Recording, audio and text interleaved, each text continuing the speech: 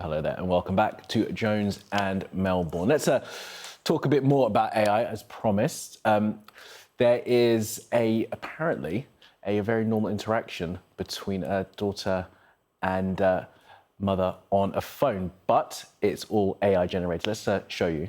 Mom, would you tell Charlie that bedtime story you always used to tell me? Once upon a time, there was a baby unicorn who didn't know he knew how to fly. Now, people aren't very happy about this because it's a new bit of software that allows for a person who has passed to be put into your phone, and as you can see there, for an individual to carry that person with them. Now, this video for the promotion was put on social media last week. It's got some 20 million views, but has also had plenty of criticism. Well, let's speak now to Professor Andrew Briggs, who's the executive chair of QuantrolOx, an AI company. I hope I've pronounced that right. Do correct me if I'm wrong. Professor Briggs, very good morning to you. Nice to see you.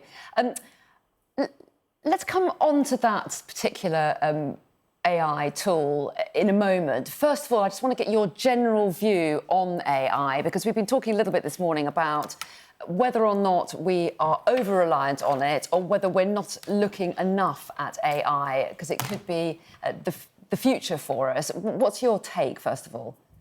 Well, AI is a technology. It's used by my company, as you say, for quantum control of quantum devices, for accelerating the development of quantum computing.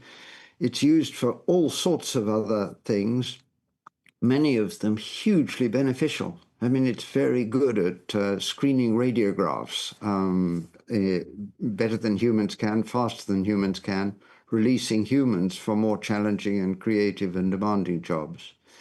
But like any technology, it can be used for what you choose. And therefore, what's absolutely crucial is the values that go into the use of AI, and increasingly with agentic AI, the values that are put into the AI that it's asked to implement. And can I just intervene there briefly just to explain what agentic AI is? And this is when AI does stuff for you without you even needing to be there. It just organises things without so much human interaction. Is that right? Is that how you describe it? Exactly so. And it's a growing trend. And it's a very exciting one, because at its best, it's going to do wonderful jobs for us that take time and effort and free us for other activities. But the more powerful it is, the more it can be used for good, and the more it can also be used for harm. For example, there's a great rise in cybercrime now, being increasingly driven by agentic AI. You can probably see that was going to be becoming the more powerful these machines get. Professor, let me get your thoughts on this particular bit of software then. I'm not sure if I explained it properly before we spoke to you, but this is a bit of kit that allows you to input some data into it, and it essentially brings back to life a deceased relative. I mean, on the face of it, that sounds really disturbing, but I can imagine there is a market for this. Some people will want to be able to have that connection with someone they've lost. There's undoubtedly a market for it. And we already have a great deal of evidence from a related capability, which is the companion AI. And this is AI that can generate a companion. It could be for anybody, but it's the particularly vulnerable are teenagers and young people, young adolescents. And we've seen, first of all, how that grows. Some of them, like Character AI, already having 20 million users by January this year, and that's growing.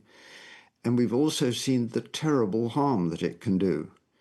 And we'd already begun to see that in the UK with the tragic case in 2017 of Molly Russell, who was this lovely 14-year-old girl who took her own life under the influence of social media.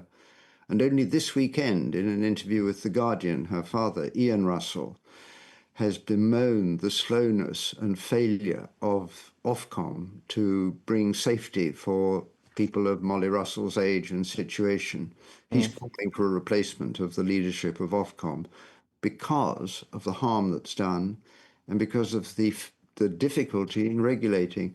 At this very moment, there's a case going on in the United States of the parents of Sewell Setzer, who was another 14-year-old boy, in this case a boy, who died by suicide after prolonged interaction with the companion called Character AI, the chatbot.